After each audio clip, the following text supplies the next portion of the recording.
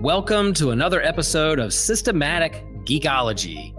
This is a space where we seek to create and cultivate healthy conversations between those things we geek out on and the philosophical and theological questions that often arise out of our fandoms. Like, what does it mean to be human? What makes a hero? What makes a villain? How do the stories and narratives we geek out on shape how we live in the world? We are your priest to the geeks. We aren't all ordained, but we see ourselves as mediators at the intersection of geek culture and going deeper in our faith. We don't always have to agree, but we do respect each other, and we see everyone as a beloved child of God. Everyone geeks out on something, so come geek out with us and enjoy the show.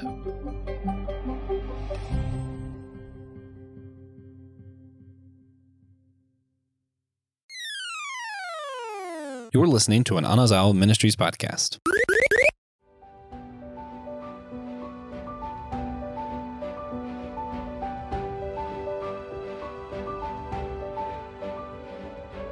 Ladies and gentlemen, boys and girls, Atlanteans, bubbling archaeologists, and mercenaries of all ages, we welcome you to the wonderful world of Walt Disney's Animation Studios. Today, we are focusing on Atlantis, the Lost Empire. I'm your host, Christian Ashley. This is Systematic Geekology. We are the priests of the geeks. I am joined today by two wonderful co-hosts. Of course, you know her, you love her, the better half of the Erdleys, Barbara Erdely. How you doing, Barbara? I'm doing good. Does John listen to these? He does. He's creeping in the other room right now. Okay, good. I can't wait to hear his reaction to that later on. And of course, so much better than John. I mean, miles, leagues above John. A wonderful person through and through. I'm you even know older him, than him. you love him. Yep. You want to be him. TJ, how you doing, TJ? Good. You know, my real middle name is John. Well, It's not. He lies. Secret. Don't tell anyone. Yeah, we'll never tell your name. That's probably been revealed multiple times over. So with that in mind, guys, what have you been geeking out on recently? Minecraft. Same server? Yeah. Very nice. Barbara? so I've recently gotten into watching Bridgerton, which is, Okay. yeah, I fast forward through all of the, spicy parts, but I mainly watched it because I love basically like period dramas, kind of. Where it's like, I love the costuming, I love the history and stuff like that. Like my favorite movie actually is Ever After, a Cinderella story. It's like the period, which is like correct and stuff like that. It's really interesting for me. Very nice. Yeah, I'm continuing, like, this new TV has been like the greatest boon in the world, just to have those free bells and whistles so I can have that Pluto app. And I've been switching between the MST3K channel and the Godzilla channel. And I fell asleep the other night to Godzilla versus Megalon. I got to see a giant beetle cockroach team up with a giant chicken with, buzzsaws against a giant lizard and Discount Ultraman. And it was a ton of fun. Like, it's something you could easily fall asleep to. You don't mean Can't Jet go wrong. Jaguar. That is Jet Jaguar, yes. Discount Yes. Ultraman. Yeah. At least as cool as Ultraman. At least that's cool. Oh, spicy take. All right. So, guys, this is part of our Disney series, if you didn't know. As we go through all these different Disney films of different eras, we're moving on from what we've been doing. We're going to be in the post-Renaissance era for this specific episode. Then we're going to do some Pixar movies, some direct-to-video movies, like Return of Jafar, stuff like that. We'll have the revival era, and then we're going to go into the pandemic releases. We're planning to do about 3 each in each of these. I know that won't hit all of them, but we'll get back to those we didn't hit later on. Like I said, this is going to be the first of our post-Renaissance era, and you can catch our Disney playlist in the links below. So, lady and gentlemen, how would you like to describe the story of Atlantis, the Lost Empire? So, basically, small town archaeologist. I feel like all archaeologists are small town. Big town archaeology doesn't exist. Gets recruited to go on a mission. And that mission unfolds into much more than he was expecting. And the hidden city of Atlantis. And its people who are still alive. It's Yeah. the skeleton version, yeah. Yeah. Yeah. I always do that. Yep, bare bones. You expect nothing less from TJ. He gives you exactly what you need. Not what you want, but everything you need. I need them to go watch it. I got to give them just enough. Oh, yeah. Yeah. If this episode doesn't persuade you to watch that movie, we failed you utterly. Mm-hmm. Like, if you've never seen it before, this is one that deserves a lot more praise than it got. Just kind of got released in that era where things were going on in Disney itself, and it was released at the wrong time in the box office and just didn't get the buzz it rightfully deserved, much like another movie that I can't wait to get to. And if we don't cover it, I'll leave the show, Treasure Planet. Of course, yeah. I know. Yeah, I know we have plenty of fans amongst us. Then again, we were growing up with it, so that might help. So, guys, when did we first see Atlantis: The Lost Empire? Good Lord, I was very young, I think. I can't remember. What year did it come out again? It came out 2001? Yeah, so I had been like 11 or 12. Because I first saw it when it first came out. Yep, 2001. 2001. You're right. Yeah. Sorry, I'm thinking about the better movie. Treasure Planet. Okay. TJ, when did you first see this movie? Oh, I have no idea. I was 3 Really? when it. I was 2 when it came out. So, I feel old. There's no telling. I probably saw it when I was 4 or 5. The first time I remember, I was at daycare. Because we just had a bunch of VHS tapes. They were still releasing at that point. Yeah. Barbara, does it make you feel old to know that Joshua at one point was a camp counselor while TJ was one of the students? Yes.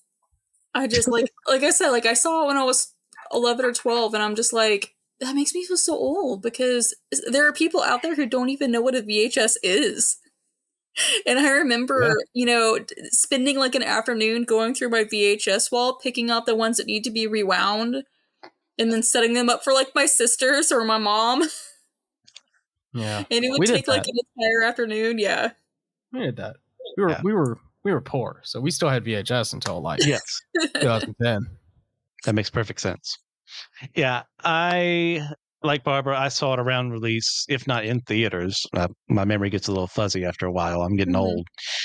But I remember just being blown away by this film, by seeing the beautiful animation, the great set pieces of exploring the subterranean world. They got because I had read Journey to the Center of the Earth not long before this movie had come out, and it's the obvious parallels from Verne's work that they bring in here. So good. Such a great film. I mean, I can't praise this film enough. It's not my favorite Disney film of all time, but it's fairly high on the list. Well, I remember playing the PlayStation 1 game that came out. I'm not sure how long afterwards it came out, but it's just being so excited that they actually made a playable, not like an RPG kind of, but a platformer based on a Disney movie. All the other ones are from a Game Boy perspective or something like that, but it's multi-level, where it was just really exciting. Yeah, the Bolt game was pretty good. I don't think I've played that one, but I'm kind of getting back into a lot of the the Disney inspired stuff. Excellent. So, with all that in mind, guys, what is your favorite scene or moment? I put in the book in the outline because I cannibalized this from another one. In the movie is what I should have there. It's so hard. So much of this movie is just beautiful and meaningful and exciting. Yeah, I'll give you one. Just give you guys some time to think. But it's the easy one. It's the Leviathan scene where they got the build up of them in this creepy part of the ocean. They've got to find this one spot where they can reach this cavern or something, so they can go underwater for a bit to be lifted up to where there will be once more breathable land, but underneath the Earth's surface. And as they're doing that, they're exploring the area, and you see the lights shine on all these ships that have been destroyed. And you're wondering, wow, what could have caused that? And Milo notes they're from every era possible. So that means whenever people sailed over these waters, the Leviathan came and got them. And as he's describing it in the book, talking about how it's mentioned in the Bible and all this, you actually see it.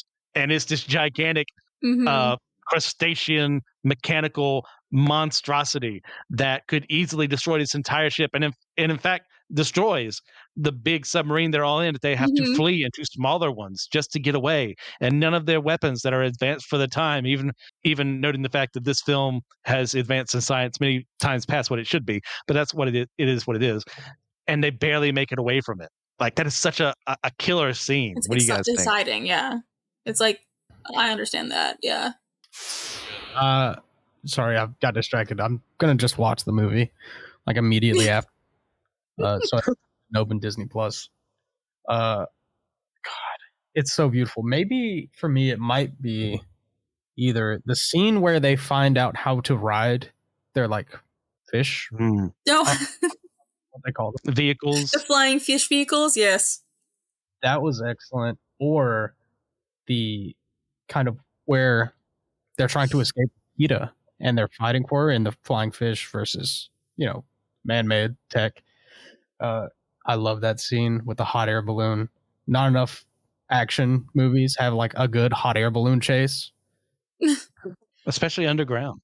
Especially Maybe the only one underground. of its kind. So for both of you, it's more of an action scene, but I think for me, it was probably when Kita meets her, I guess you would call it her ancestors, and when she's rising up to actually, have the spirits of her ancestors, I guess, not necessarily possess her, but like use her body as a catalyst.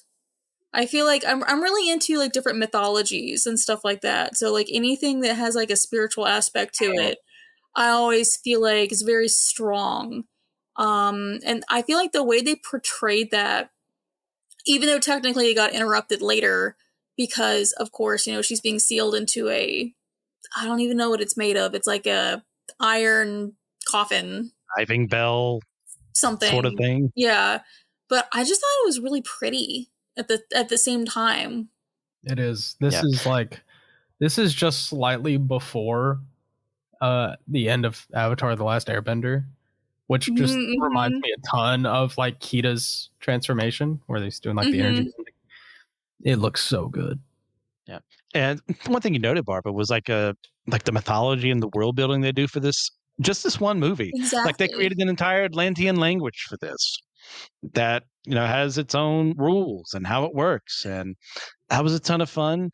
I definitely am not a linguist, as you can see from my Hebrew and Greek grades, but I can still appreciate when people put all that work into something like that. And then, of course, you got the whole mythology of how did Atlantis fall? What were they doing? Well, it turns out because Leonard Nimoy voices the king, is that's right. responsible I forgot about that. for all of this madness, because he effectively kind of used a crystal as like a nuke and tried to remake the world in his image, create an empire of Atlantis, and that backfired on him. I love those so much, like, because number one, I just love world buildings, but like when you build that world, it makes it feel real. Yeah, I know this takes place in a real world, but with Atlantis added in. So give me that stuff, and this film does that amazingly. So I was very disheartened to see just how poorly it did in the box office later on. Because I was a kid, I didn't know nothing about anything. So this film was obviously a success for me, not according to the box office. Yeah, the only box office I really cared about was if the VHS box was in my daycare teacher's office. Excellent. Yeah, I guess other scenes. I mean, there's just like the montage we get of them underground. It's not like the best in the world, but it's like you get to see all these weird things that they're experiencing for the first time. You got the giant pyro firefly. I was just thinking that, yeah. That they just shine a light on, and oh no, everyone's gonna die. So But then you've also got the nice character building scenes of Milo learning about who these people are, and them inviting him in, like choosing to make him part of their own crew. So I appreciated like the little humorous scenes too, because that's excellent character building. I think. Yeah. They do a really good job of making you like fall in love with the crew. Yeah, and it makes the twist to the betrayal feel real. And you got to think too. We're on a different set of questions, but who cares at this point? Like you've got what would be if this were made today. It would be, guys, have you seen how diverse our cast is? Look at them. They're all different colors. And that's true. And there's also females there too. It's like, why do you need to point that out? Yeah. Just like show them on screen being people, explain who they are, what they care about. And hey, look, these characters are pretty dang cool if you don't just bring attention like, hey, look, there's a different color than the other people you normally expect.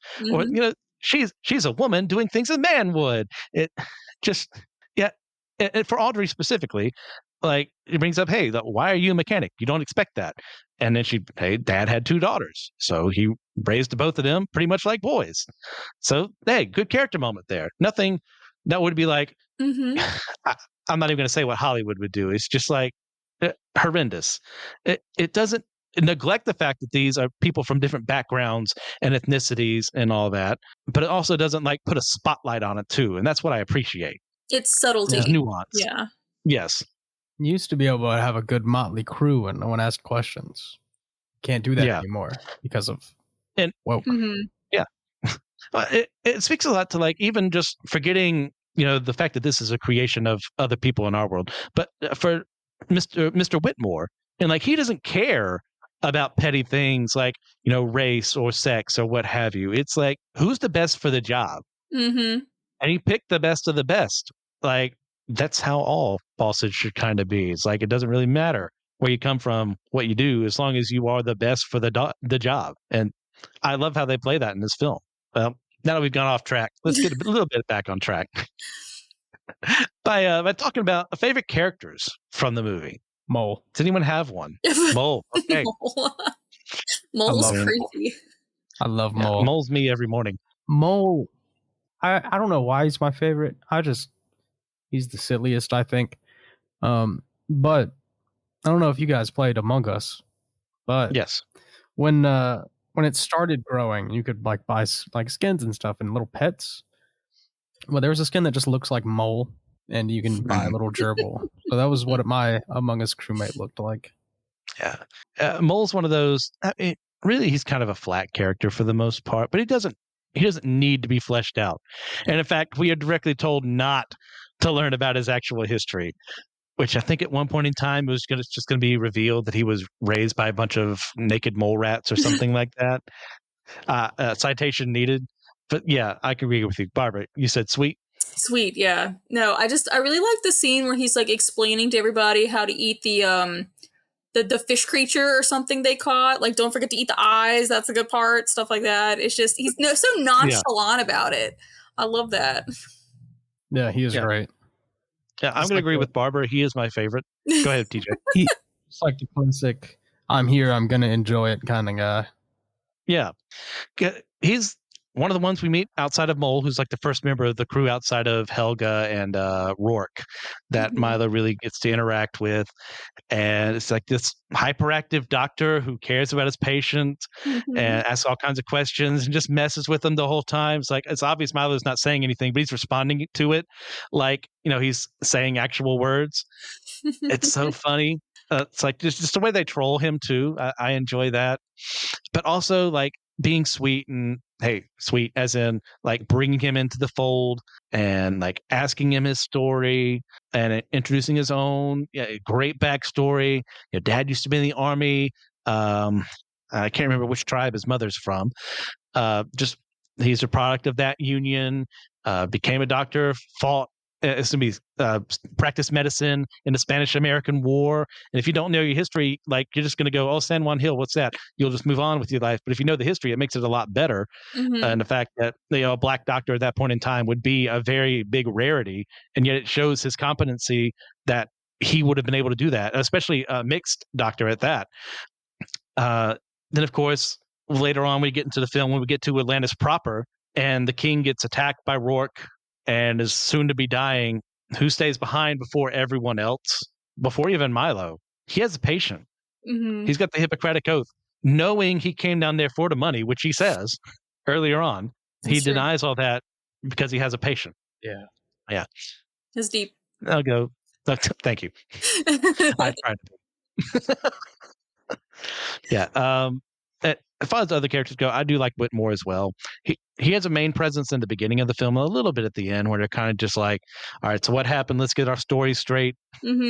But you get the kind of guy I want to be when I get old, just like doesn't care anymore what people think, just kind of does whatever he wants.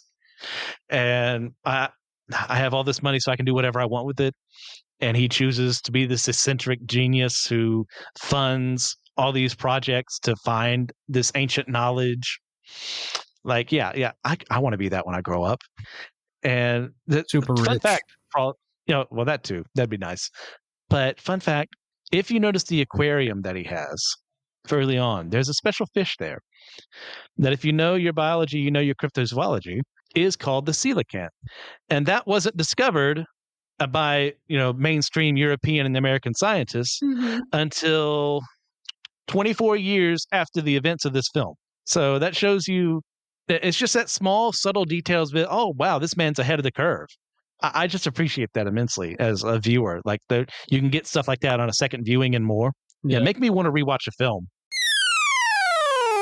Do you love systematic ecology as much as I do? Of course you do. So why don't you hop on over to the Systematic Ecology shop and get yourself some merch. We have clothing like hats, extra soft t-shirts, sweaters, hoodies. We even have glassware and mugs. One of my favorite coffee mugs that I use every morning is a coffee mug that has on it, share the faith, share the geek. Yeah, I get my geek on first thing every morning, thinking of systematic ecology. And I know you need to hop over there and get you some merch, represent us out in the wild, out in the public, and let people know that you too like to share the faith and share the geek. I really wish, a small tangent, but I wish Relicanth had come out before we rediscovered the coelacanth. Would have been really cool. It would have been so funny. Like, wow, they based a real fish off of Pokemon. A Gen 3 water rock. Yeah. Bad. That really bad typing and not a good mon, but it's still fun. It is still fun. Yeah. It is. We love Relicanth. Anything else about characters, guys? No, I think every character gets enough time. Like, they all get different amounts of time that, in the spotlight, but it's enough for each character to feel fleshed out. Mm-hmm. They do it so well. Yeah, and we've got our main leads too, Milo and Kita. Like, Milo's one of those like dorky guys you kind of can get behind. He's so passionate about his project, and that doesn't work out for him the way it does. I see it. And then, of course, you got Kita. Oh, go ahead. No, you're fine. I was just saying what's funny is Atlantis is actually one of John's favorite movies. So it's like he likes it because he sees himself. It's a movie written for John. It is. Yeah. By John for John is what I meant to say. Then we've got Kita, who kind of has this weird pseudo-canonicity in like the Disney princess scheme of things. You don't really see her alongside the other Disney princesses for reasons I can't fathom, other than like kind of like a long way with Black Cauldron. They kind of like, oh, well, you were a bomb, so we don't really care about you, even though both movies are spectacular. It's not their fault. Thank you. Yes. Both movies are great. It's not their fault they bombed at the box office. It's more the viewer's fault than anything. And she even becomes the first princess in lore who officially on screen kind of becomes queen. That's true. So why are we like not bringing her up to the forefront? Like, she's a great character in this film. Get on it, Disney. No dress. Dress too small. Well, I mean, you've got Jasmine. Jasmine gets her pants are big. Okay. What about Ariel? So if you wear pants, she doesn't even have legs.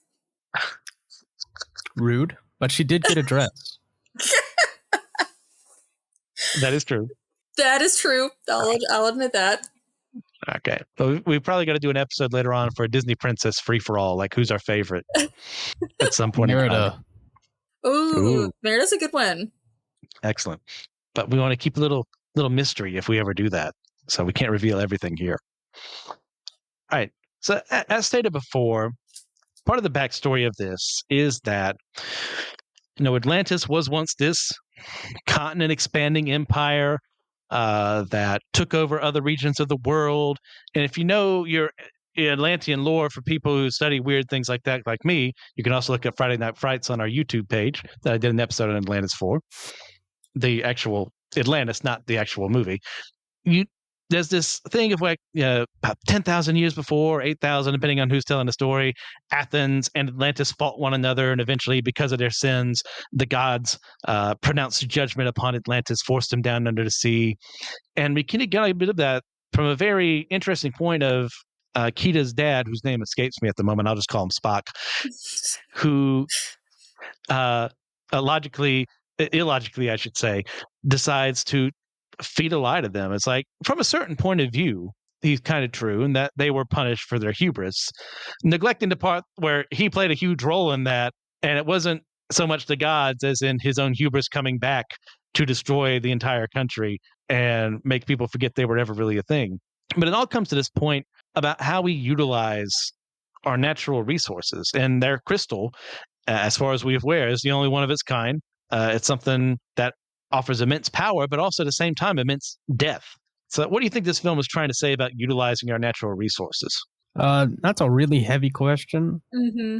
I think the moral of the story is that Atlantis is cool. Okay. As your Also, your don't official- abuse your natural resources. Yeah, But it is that's what I was about to say. crystal is what saves them after being taken advantage of. So it kind of wraps back into itself, like take care of your planet and it'll take care of you, that sort of thing. I feel Oh, like, Really well done. it's also a little bit of like, be aware of what's around you, because it's like, you may not be able to restore your natural resources. If you use it too much, it's not going to come back, or at least for like a very, very long time. So then once it runs out, what are you going to do? It's not a good thing. And Spock's position is also kind of like brought up with shown as a foil towards what Rourke and Helga and the other crew initially want to do with it. Is they're not thinking about, hey, this could be so good, like this grants pretty much almost everlasting life and all this. No, they're looking at it as something that's like, instead of harmonizing it with nature, they decide, oh, we can make a profit off of it. Which, hey, there's nothing essentially wrong with trying to make a profit off of something if you're doing it, as morally and ethically as possible. This is definitely not that case. And as Milo rightly points out, this is taking place in the year 1914. Well, what else is happening around this time? World War I. We're not involved yet because we're a bunch of isolationist idiots at this point in time. But at that same time, he rightfully calls that they're could probably even sell it to the Kaiser and make millions upon millions of dollars, bringing them a weapon that, hey, once again, almost destroyed the entire world because they refused to learn from their history. And I mean, you look at that, it's kind of a fantastic nuke in that sense. And as the only country in the world that has launched nuclear bombs on another sovereign nation, I think that's something we have to look back on and go, okay, now what do we do with that? I think it ties into anti-militarism, wage not, want not.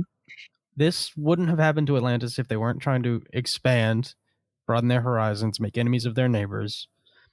Milo talks about how like ancient civilizations all over the world write about Atlantis. So this is clearly like Britain post or pre-Britain, and they pay for it. And only by having their natural resources stricken from them and brought down to nothingness, they are able to be saved by Milo and then get access to that again. Robbie, anything you want to add?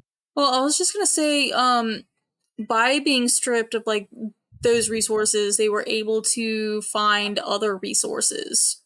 Like once they're down below the earth, you do have to kind of adapt to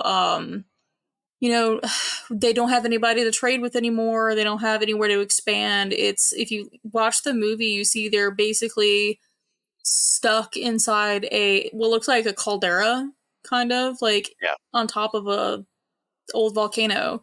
So it's like, they have to fish for their own food. Granted, they're like really oddly shaped, mutated lobster fish.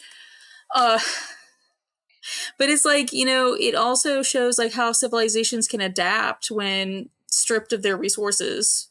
Like you have to learn new skills, you have to learn new ways of like finding food. And then it's like, also the scenario of being thrust in a situation where now you do have those old resources again. Are you going to learn from your mistakes? Are you going to learn from your history? Or are you going to better yourselves by learning from history? Yeah. And there's something you kind of made me think of in this is that I think our King Spock here has kind of gotten to the point that's never not going to be funny to me. King Spock. Where he seems to almost be anti-technology in a sense, Mm-hmm.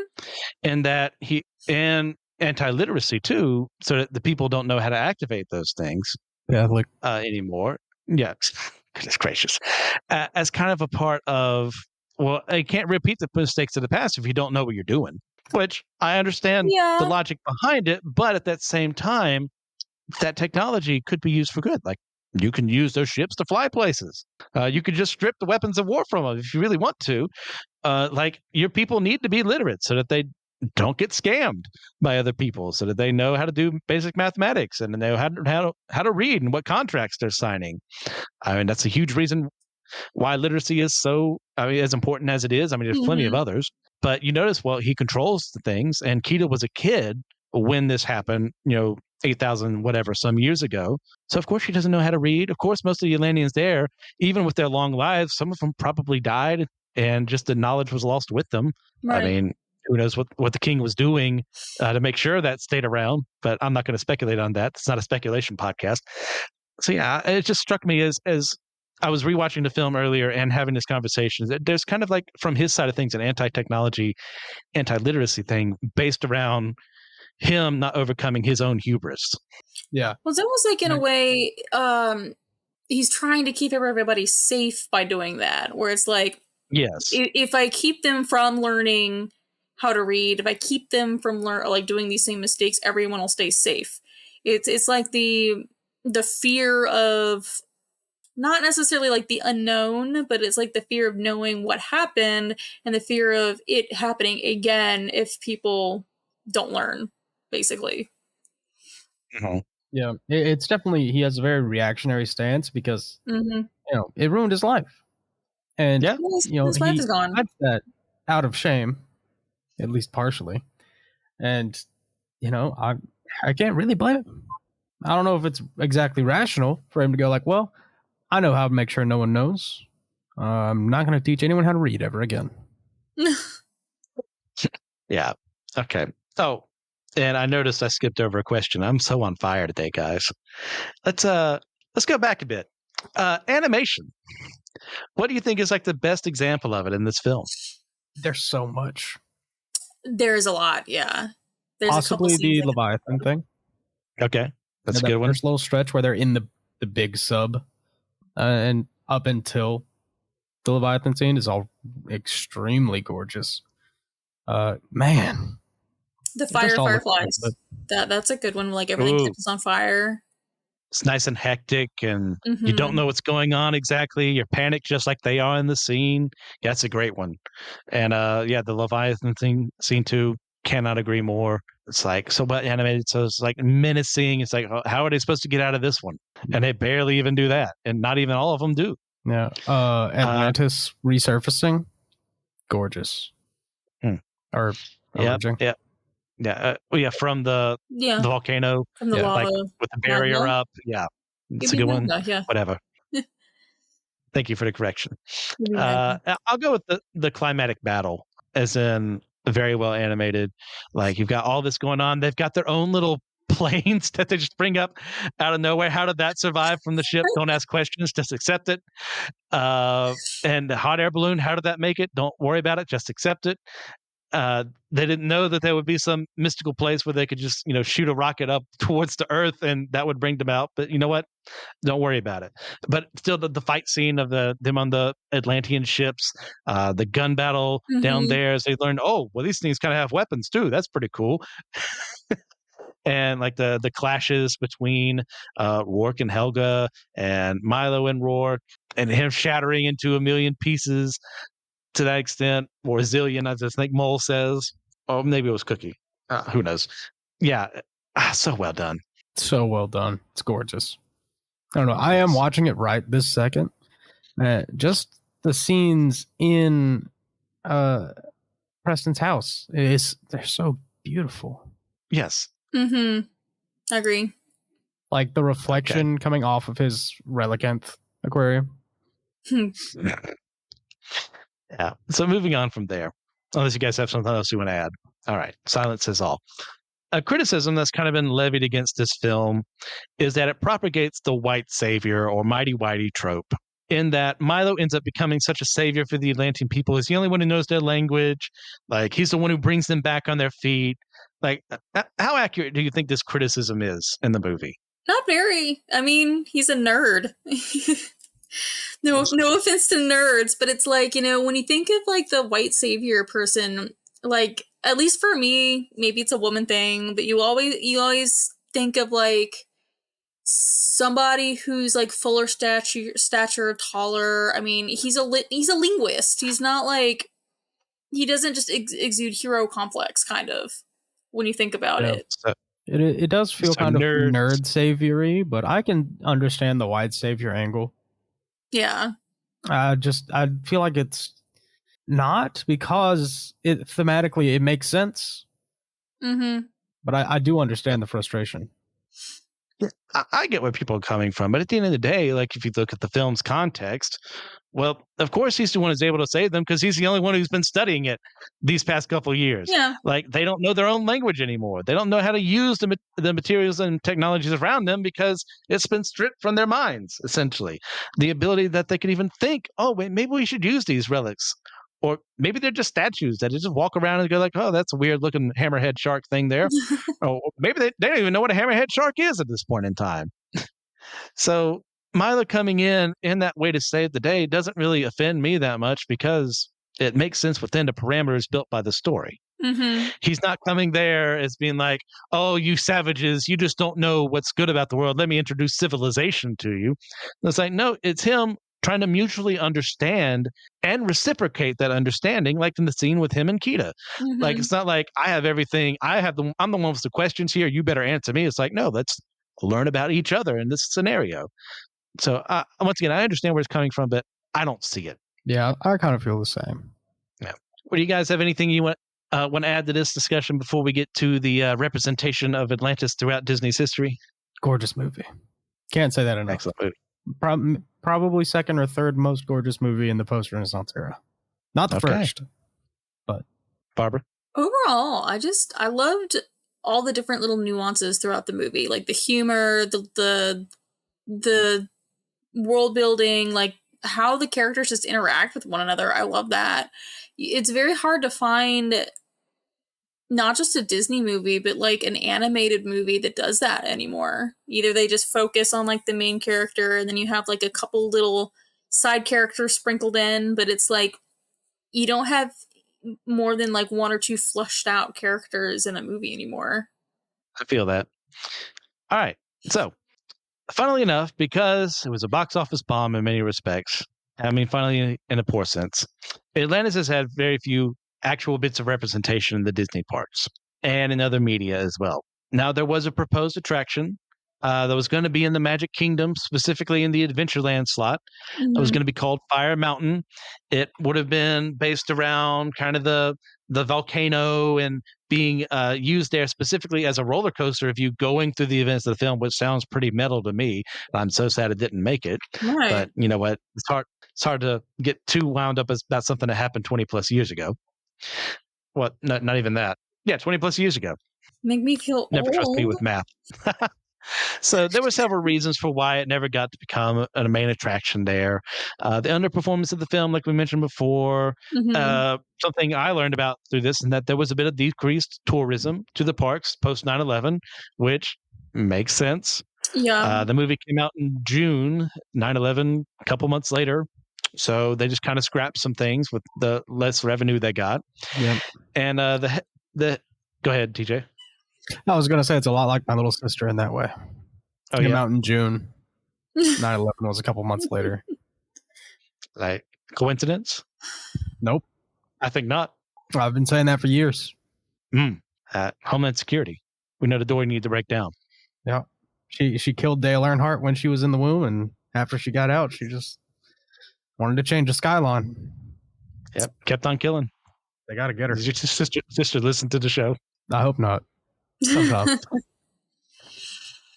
Well, I know you don't, so I didn't know if that was like a family thing or not. No, I think they like podcasts. Excellent. The other reason is that the CEO at the time, I believe he was CEO, Michael Eisner, had went to the brand new Universal Islands of Adventure around that time, which he had gone there directly to see, hey, they're going to be competition to us. Let's see what they're doing. Is there anything we need to be worrying about? And in his professional opinion, there was nothing they had to worry about. So he decided, yep, that's just another reason not to put it in there. So take that, Universal, I suppose. Then Come a long way. Initially, around the release of the movie, a couple months afterward, until the box office receipts came back, you could see both Milo and Kita as characters at Disney. But when those things started happening, they kind of quietly removed them from the cast list. So I think it was just less than a year they were around the park. Lame. And as far as other representation goes, Kita does appear briefly in a House of Mouse episode. I think riding on one of the mechanical fish. That's really cool. Yep. I do know exactly where they should put Fire Mountain. But it shouldn't be Fire Mountain anymore. There should just be an Atlantis, probably dark ride in Epcot. Okay. I could see that. Oh yeah, I think it would make sense. It would be very cool. I like it. Maybe replace the Nemo Aquarium. It's time for a rebrand. Put it among the other countries of the world. You've got Norway, you've got Japan, you've also got Atlantis. That would be really cool.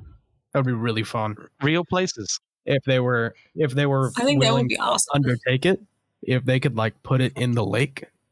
Oh, that'd be perfect. Like right in the center of the lake. They can do it. Okay, now we're really increasing costs. I'm trying to imagine that. That would be awesome. They could definitely do it. If any company could afford to do it, the question is, would they want to? Yeah. All right. So we've spoken about the film. Guys, we're going to have a bonus question about this one. And if you're interested about that, you can join us on Patreon or Captivate.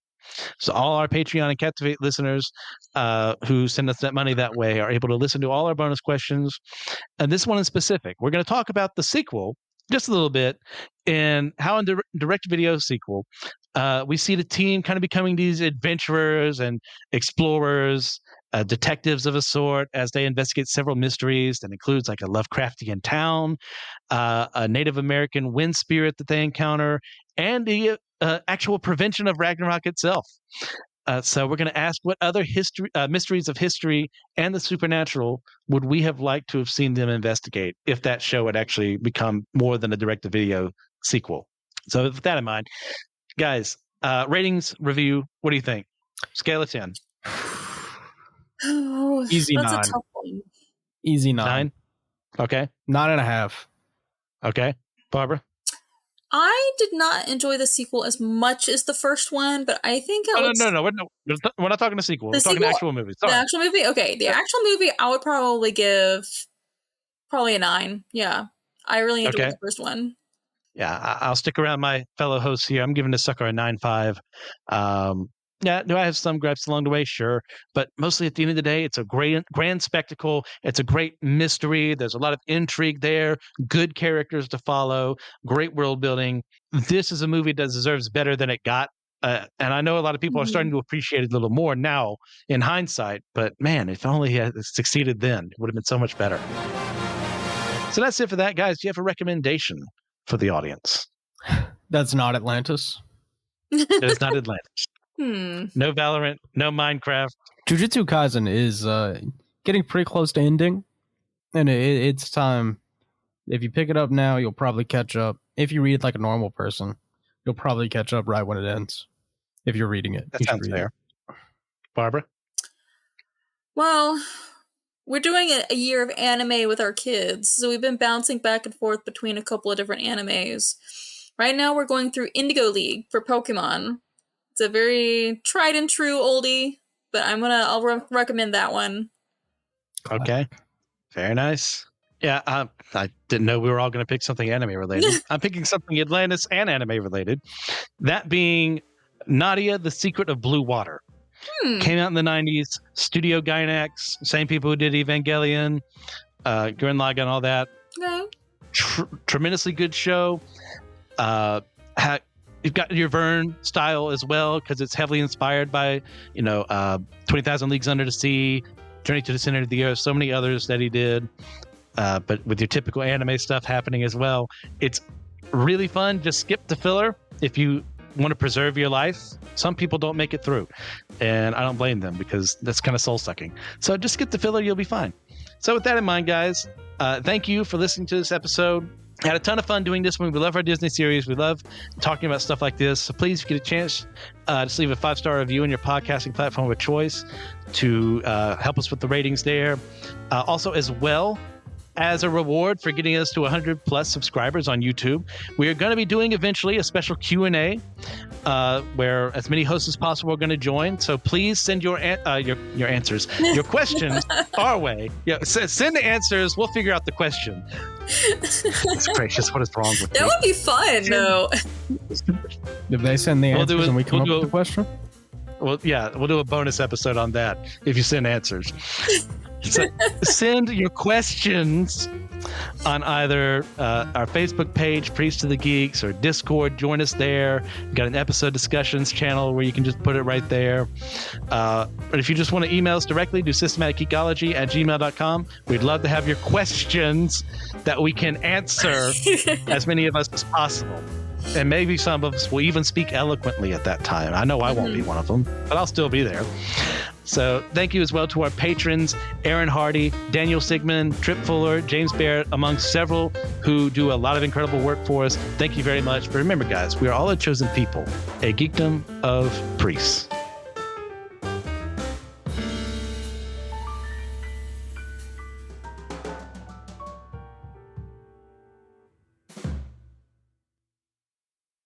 If you love our show, you can follow the whole network in a single feed on Spotify at Anazao Ministry Podcast or the network page on Apple Podcasts.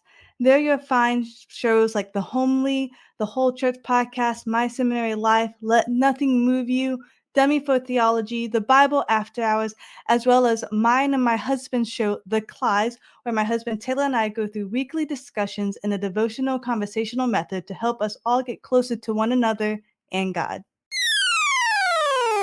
If you'd like to support our show, please consider joining our Patreon, where you get live access to our YouTube exclusives, including our comic book catch-up, manga mustard, drinks with Tejas, and our companion series that we do each year with our annual theme. You can also get exclusive merch, including t-shirts, handbags, a coffee mug, and a long sleeve shirt. We also have available bonus extra questions at the end of most of our podcast episodes.